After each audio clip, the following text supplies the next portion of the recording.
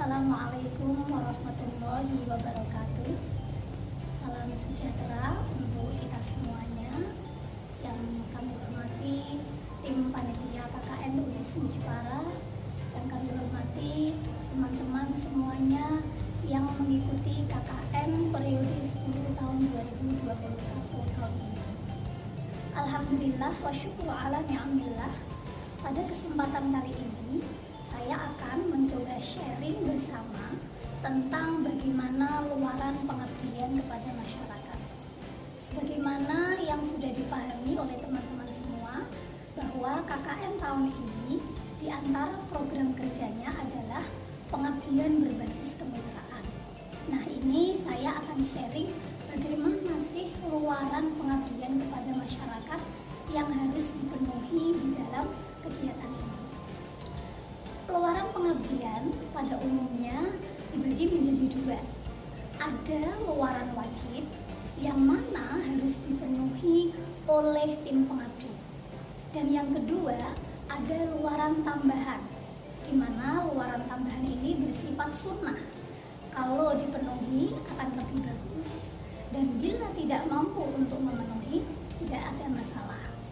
Nah, luaran wajib yang ada pada program pengabdian kepada masyarakat diantaranya satu, artikel ilmiah yang dipublish di jurnal, dan ini minimal nanti submit.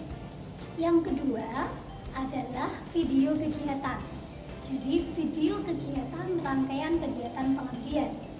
Dan yang ketiga adalah publikasi di media massa, baik cetak maupun online. Nah, untuk luaran tambahan diantaranya di jurnal. Jadi misalkan satu kegiatan kalian sudah mencoba submit di jurnal A, kemudian membuat satu artikel lagi dari kegiatan yang sama disubmit di jurnal B.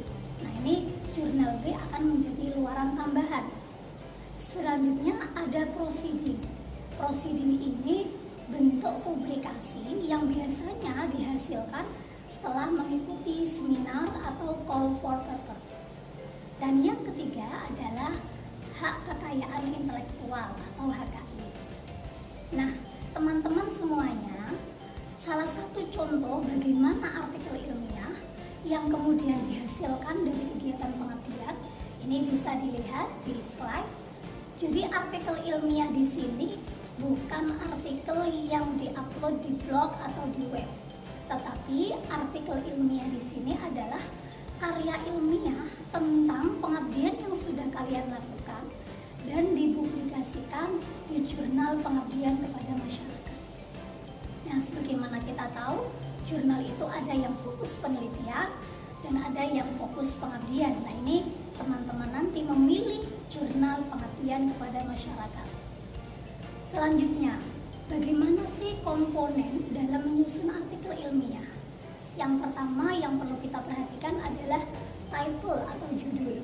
Nah, judul artikel ini buat singkat padat, yang mana biasanya jumlah kata terdiri antara 15 sampai 25 kata. Dan jangan lupa, judul harus mampu mewakili isi artikel. Jadi representasi dari isi artikel. Dan yang perlu dihindari di dalam judul, diharap hindari menggunakan singkatan, kata kerja, rumus, jargon, dan yang lain. Dan selain itu, buatlah judul ini mudah dipahami dan tampak unik. Nah, contohnya bisa dilihat, itu ada satu judul pengabdian yang awalnya PKM pembuatan sistem informasi akademik sekolah untuk mengoptimalkan pengelolaan administrasi pembelajaran di SMP Islam Kecanaan Jepara.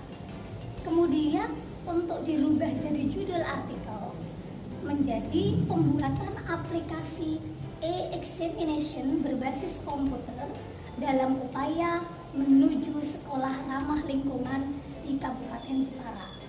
Nah, di situ ada muncul sekolah ramah lingkungan. Nah, ini sesuatu yang unik. Jadi judul artikel buat yang unik. Selanjutnya, komponen yang lain adalah identitas penulis. Nah teman-teman, di dalam menulis identitas ini biasanya nama lengkap tanpa gelar, dan di situ dilengkapi afiliasi. Afiliasi ini yang dimaksud adalah lembaga asal dan juga email dari semua penulis. Nah ini contohnya, di situ ada nama, kemudian ada afiliasi dari Unismu, kemudian email. Nah ini contoh penulisan di dalam judul atau title artikel ilmiah. Selanjutnya setelah penulis adalah abstrak. Nah di abstrak ini memuat tentang ringkasan secara umum pengabdian kepada masyarakat yang sudah kalian lakukan. Di situ memuat tujuannya apa, kemudian bagaimana metodenya, dan hasil secara umum dari kegiatan pengabdian kepada masyarakat. Jumlah kata ini biasanya 200 kata. Jadi dibuat singkat, padat, dan dalam bentuk satu paragraf. Kemudian biasanya ada beberapa jurnal yang menggunakan dua bahasa. Jadi abstrak tidak hanya berbahasa Indonesia, tetapi juga dialihbahasakan ke bahasa Inggris. Ada yang salah satu saja. Nah ini nanti menyesuaikan bagaimana gaya selingkuh dari jurnal yang dituju. Dan selanjutnya di akhir, biasanya di paling bawah bagian dari abstrak adalah keyword. Jadi di dalam menyusun abstrak, teman-teman harus menentukan kata kunci yang menjadi inti hal-hal penting dalam artikel kalian. Dan itu dimunculkan di dalam keyword atau kata kunci. Selanjutnya, bagaimana bagian inti dari artikel itu? Jadi artikel ilmiah itu pada intinya adalah representasi dari laporan yang sudah kalian buat, laporan pengabdian, yang mana kemudian kalian olah menjadi artikel ilmiah. Dan bagian intinya diawali dengan pendahuluan, kemudian metode pelaksanaan, kalian ceritakan tahapan-tahapannya, kemudian hasil dan pembahasan. Nah, di hasil dan pembahasan ini kalian juga bisa mencoba menganalisis dengan rujukan atau sumber yang lain. Simpulan, kemudian ucapan terima kasih. Nah di ucapan terima kasih ini kalian bisa menyampaikan ucapan terima kasih kepada beberapa pihak yang membantu terlaksananya program pengabdian kepada masyarakat. Dan selanjutnya daftar pustaka. Bagaimana cara penulisannya? Sekali lagi mengikuti kaidah selingkuh yang digunakan dari jurnal yang dituju. Nah, keluaran yang kedua setelah artikel tadi adalah publikasi media massa. Publikasi media massa ini bagaimana kalian setelah membuat kegiatan pengabdian, silakan membuat rilis berita atau narasi berita dari rangkaian kegiatan tersebut. Yang mana hasil dari rilis berita itu kalian publikasikan di media cetak, baik Jawa Pos, Suara Merdeka, maupun online. Nah, untuk kali ini silakan nanti caranya kalian mengkomunikasikan dan menyampaikan ke panitia karena akan difilter dari panitia KKN.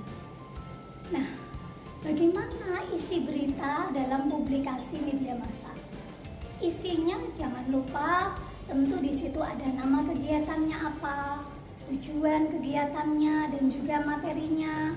Kemudian siapa saja pihak yang terlibat, pesertanya, narasumber, panitia, dan juga gambaran dari waktu, tempat, dan jalannya pelaksanaan kegiatan. Nah, bila dari kegiatan itu ada satu luaran produk, silakan dimunculkan juga di dalam berita. Nah, kemudian yang ketiga, luaran yang wajib tadi adalah video kegiatan. Nah, video kegiatan ini perlu diingat bukan kompilasi foto, tapi kompilasi rangkaian kegiatan pengabdian masyarakat yang sudah kalian lakukan. Dan usahakan itu secara live, tidak hanya foto yang dikumpulkan atau dikompilasi menjadi video. Dan Jangan lupa juga dalam video itu diberi identitas, misalkan judul pengabdiannya, siapa saja tim pengabdinya, mitra, dan durasinya buat antara 8 sampai 10 menit. Nah, teman-teman semuanya, itu gambaran umum dari luaran pengabdian kepada masyarakat yang wajib kalian penuhi, yaitu ada 3. Yang pertama, artikel ilmiah yang dipublikasikan di jurnal pengabdian kepada masyarakat, dan yang kedua adalah publikasi di media massa, dan yang ketiga video kegiatan. Baik, mungkin itu sharing dari saya. Apabila ada kekurangan dan kekhilafan, mohon maaf. Wal afu minkum. Wassalamualaikum warahmatullahi wabarakatuh.